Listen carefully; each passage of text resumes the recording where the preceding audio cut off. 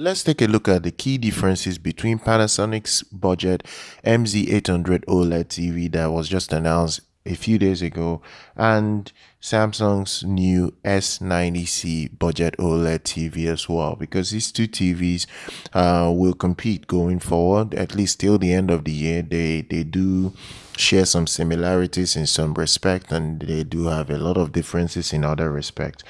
If you want the S90C from Samsung, you'll get three sizes for it. You have 55, 65, and 77 inches. Then if you want the MZ800, you get four sizes. You get 42 inches, 48 inches, 55, and 65 inches. So if you're someone that likes large size TVs, you might be interested more in the S90C, simply because you can get the 77-inch variant. Both TVs are smart, feature proofed. They have a lot of interesting features that will suit different needs. First of all, the Wi-Fi you get on the new MZ800 is still the old Wi-Fi 5. It's not too old, but at least it's not the latest Wi-Fi 6. Whereas when you go to the S90C, which is a bit surprising, it's still using the same Wi-Fi 5. Both TVs are on the older Wi-Fi 5. None of the two comes with the latest Wi-Fi 6, which is not so interesting considering some of the newer TVs have that already. What you get of your overall is the fact that on the S90C you have a twin tuner. You have twin tuner support, but you will not have that on the MZ800. The other thing here you look at is that the S90C has wireless Dolby Atmos support. It has a Game Bar 3.0. It has very good viewing angle support, because it's actually a quantum dot OLED TV, so viewing angle for anybody won't be a problem. AMZ 800 is very good as well because it comes with game mode feature as well. It doesn't have a twin tuner, but it's decent. Now, in terms of USB ports, you get two USB ports on the MZ800 Panasonic. You will not have more than two USB ports. But when you flip to the Samsung S90C, you will have three USB ports. Now, these are things that people look at before they buy a TV. How many ports do they have so that they can hook up things to their TV and enjoy their TV? Just know that you get two USB ports on the MZ800, while you get three ports on the Samsung S90C. Then the next thing you look at is HDMI ports. HDMI ports, you have three HDMI ports on the MZ800.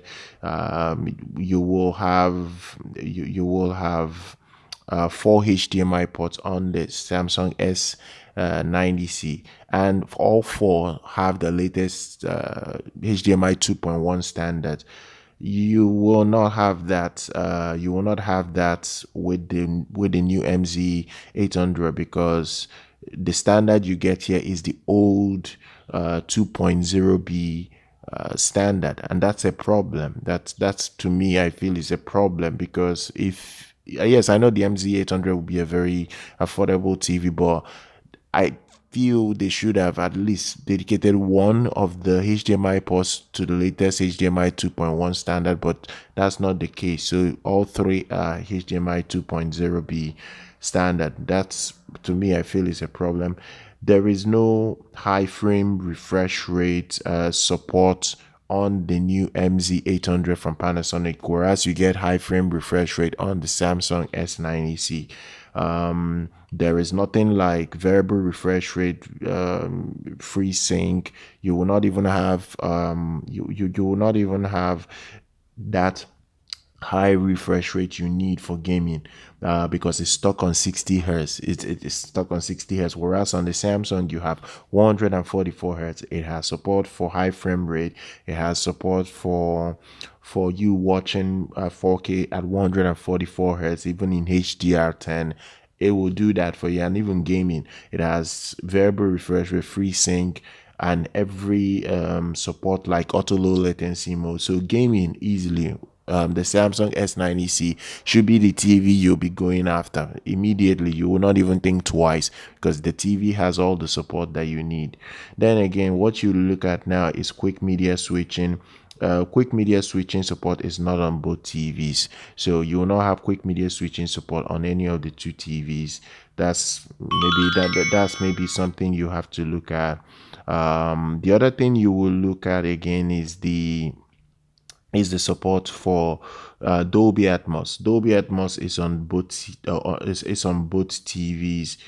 You have Dolby Atmos on both TVs, but then again, what both TVs will lack is every form of DTS. There is no DTS support on any of the two TVs. Even DTSX, there is no form of DTS support on any of these two TVs. This is the problem, and I don't understand why companies are not including DTS support on their TVs. But that's what we get here. You don't get DTS support. In terms of the speakers that you get on both TVs, the MZ800 has a 2.1 channel sound system. It has around 32 watts of output, whereas the Samsung S90C comes with a 2.1 channel sound system but with 40 watts of output. I know that's not the perfect thing that people are looking for. People will need more power. Then where the MZ800 is better than the Samsung S95C is HDR formats that it supports. It has Dolby Vision, it has HLG, it has HDR10 Plus, it has HDR10. The Panasonic MZ800 is better in terms of HDR format support than the Samsung S90C. As the only that TV can only support just your regular HDR10 Plus, which is a problem. There is also HLG, but the fact that you don't have Dolby Vision is massively limiting for these TVs. The Samsung is coming with Tizen 7.0. There is no updates for it. You will not have any update. Whereas the Panasonic is for the first time coming with Google TV as its OS. There will always be OS support and OS updates for it. There is Chromecast on the MZ800. You will not have Chromecast on the Panasonic. There is Apple AirPlay 2 on the you will not have Chromecast support on the Samsung. You will have Chromecast support on the Panasonic MZ800. The other thing you will lack on the Panasonic MZ800 is Apple AirPlay 2. Apple AirPlay 2 is on the Samsung, but I don't think it's a big deal for a lot of people whatsoever to use most of the time for their entertainment in general. So look, I'm going to drop details out for everyone to see both TVs and compare and see if it's worth their time to go out to check out any of the two to see what fits their budget.